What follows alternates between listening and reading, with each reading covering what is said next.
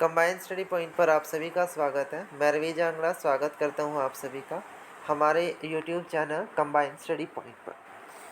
तो बेसिकली हम लोग जो है वो डिस्कस करने जा रही हैं इंग्लिश ग्रामर के रूल, जो आपके एग्ज़ाम के लिए बहुत ही ज़्यादा इम्पोर्टेंट है। और सबसे पहले हम लोग बात करेंगे आर्टिकल से।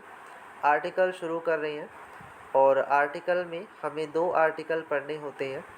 एक हमारा इनडेफिनेट आर्टिकल होता है, ठीक है, क्या होता है इनडेफिनेट आर्टिकल, और दूसरा जो है वो आपका डेफिनेट आर्टिकल होता है, ठीक है। जब हम बात करते हैं इनडेफिनेट आर्टिकल की, जब हम बात करेंगे इनडेफिनेट आर्टिकल की, तो इसमें हमारे पास आ जाता है ए और एन। जो ए आर्टिकल है और जो एन आर्टिकल है, ये आपका किस में आएगा, इनडेफिनेट आर्टिकल में आएगा। और जो द आर्टिकल है वो आपका डेफिनेट में आता है, ठीक है।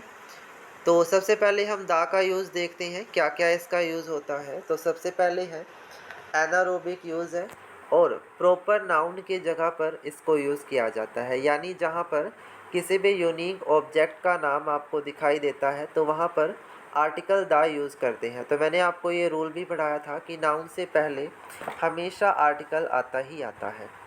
अगला है क्लास ऑफ एनिमल, थिंग्स या फिर पर्सन की जहाँ पर बात हो रही हो वहाँ पर भी आर्टिकल दा हम यूज़ करते हैं।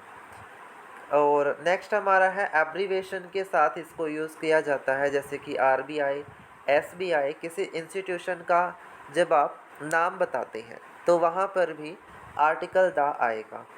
कंपैरेटिव डिग्री अगर सेंटेंस में दी गई है तो वहाँ भी हमें आर्टिकल दा यूज़ करना है। कंपैरेटिव आप समझते होंगे, जहाँ पर ई आर करके हो, सुपरलेटिव डिग्री हो, ठीक है, यानी आपका कोई भी डिग्री है, जैसे कंपैरेटिव है, सुपरलेटिव है, तो वहाँ पर हम लोग आर्टिकल दा को यूज़ करते हैं।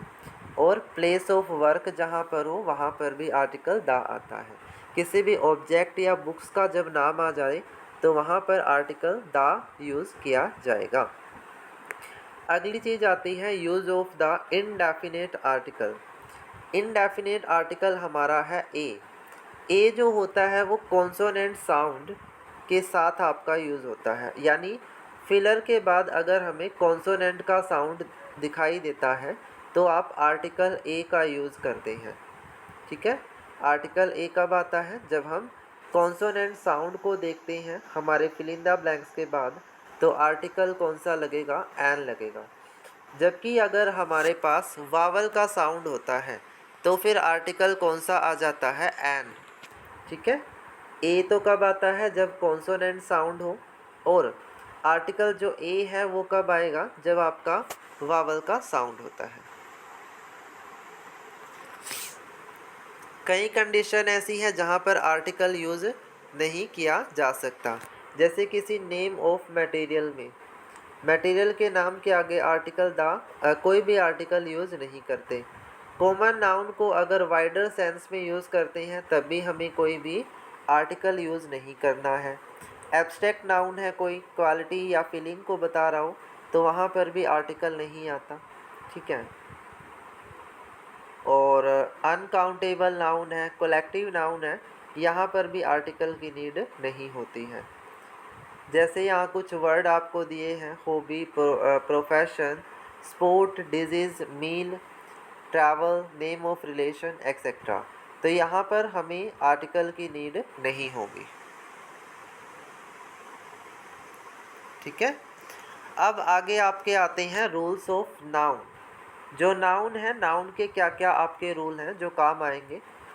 पहला है, अगर अनकाउंटेबल नाउन है, अनकाउंटेबल का मतलब होता है जिसको हम काउंट नहीं कर सकते, जिसको काउंट नहीं किया जा सकता, गिना नहीं जा सकता, उसको अनकाउंटेबल नाउन बोलते हैं। और अनकाउंटेबल नाउन जो है वो आपका सिंगुलर फॉर्म में हमेशा यूज होता है और अपने साथ सिंगुलर वर्ब ही लेकर चलता है।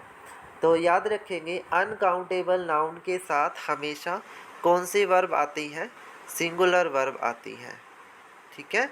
यहाँ पर आपको कुछ एग्जाम्पल दिए हैं जो अनकाउंटेबल नाउन है। ये पीडीएफ भी आपको दे दूंगा मैं ग्रुप के अंदर। Advice, information, hair, luggage, business, work, word, ये सारे के सारे क्या हैं, अनकाउंटेबल नाउन की कैटेगरी में आते हैं। ओके, अगर हम बात करें हैं कोलेक्टिव नाउन की, तो ये सिंगुलर फॉर्म में होता है, लेकिन इसके साथ जो वर्ब आती है वो कौन सी आएगी? प्लूरल आएगी। ठीक है, कोलेक्टिव नाउन हमेशा यूज सिंगुलर होता है, बट इसके साथ जो वर्ब आती है वो कौन सी आती है? प्लूरल। आगे देखिए, यहाँ पर कुछ शब्द दिए गए हैं जो हमेशा कभी भी इसका सिंगुलर और जो प्लूरल है वो आपका सेम होता है। ठीक है, इनका कोई सिंगुलर प्लूरल अलग से नहीं बनता, यानी जो सिंगुलर है वही इसका क्या बनेगा? प्लूरल। सेम ही सिंगुलर है और सेम ही क्या है? प्लूरल है।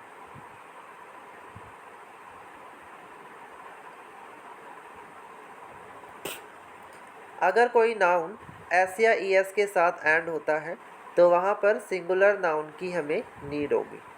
ठीक है, कौन से नाउन की यूज होती है वहाँ पर? सिंगुलर की। The same noun have a different meaning in singular and plural form. कुछ नाउन ऐसे हैं जिसका मीनिंग कुछ अलग होता है। Used in plural form with the plural verb, जैसे article of, name of the instrument या अदर नाउन, इनके साथ हम कैसे प्लूरल वर्ब को यूज़ करते हैं। ठीक है, ये कुछ शब्द आपको दिए हैं, तो प्लूरल फॉर्म में ही नाउन यूज़ होता है और प्लूरल फॉर्म में ही वर्ब इनकी यूज़ होती है। ठीक है, आगे है कंपाउंड नाउन, यानी कि न्यूमेरिकल प्लस नाउन। किसी भी न्यूमेरिकल वर्ड के साथ आपके पास नाउन है तो कैसे यूज़ होगा? जैसे अ 10 रुपी डे टूर, 10 ईयर ओल्ड। तो वर्क डिपेंड करता है कि हमारा जो नाउन है वो एडजेक्टिव की तरह काम कर रहा है या नहीं। अगर वो एडजेक्टिव की तरह काम करता है तो हमें उसको किस तरह से यूज़ करना है? प्लूरल फॉर्म में यूज़ करना है।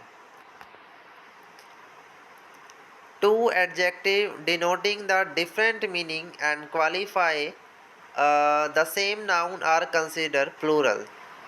क्वालिफाइंग नेचर का है तो वहाँ पर प्लूरल वर्ब आती है और साथ में प्लूरल ही क्या आ जाता है? नाउन आ जाता है। आगे आ जाते हैं अपने प्रोनाउन।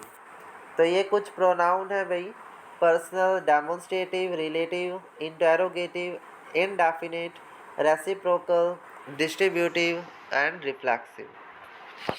पर्सनल प्रोनाउन जो होता है उसमें हमें सब्जेक्टिव केस में आई एंड वी यूज़ करना है, ऑब्जेक्टिव केस में मी और अस यूज़ करना है, पोजेसिव में माई और अवन आते हैं, और पोजेसिव का एडजेक्टिव बनाएं तो माइन एंड आवर्स आते हैं।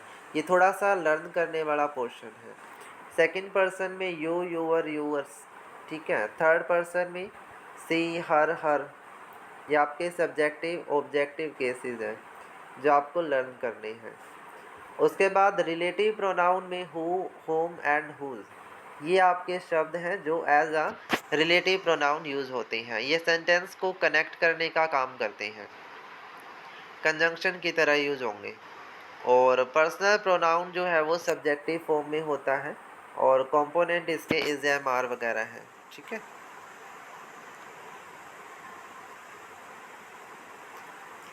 ये आपके रिफ्लेक्सिव प्रोनाउंस हैं जिसमें वर्ब आती हैं ट्रांजिटिव एंड इनट्रांजिटिव।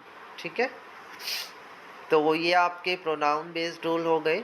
उसके बाद है possessive case of the pronoun. तो वहाँ पर as well as, together with, and, no, like, unlike, ये कुछ शब्द हैं जो हमेशा पोजेसिव केस में फर्स्ट सब्जेक्ट के अकॉर्डिंग यूज़ होते हैं। जबकि अगर दो सब्जेक्ट हो तो वहाँ either or, neither nor, not only but also and none but, ये आपका यूज़ होता है। ठीक है, ये कुछ शब्द हैं आपके ईच, एवरी, नाइदर, आइदर। तो यहाँ पोजेसिव केस चलता है थर्ड पर्सन सिंगुलर का। ठीक है,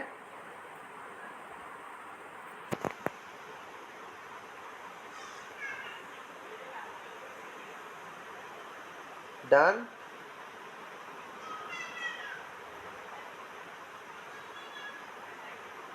और एडजेक्टिव क्या होता है? किसी भी नाउन में कुछ एडिशनली हम जब बताते हैं तो वो उसका एडजेक्टिव है। जो पोजीशन बताएगा कि सेंटेंस हमारा किस तरीके से यूज़ हो रहा है, उसको जो डिफ़ाइन कर देता है।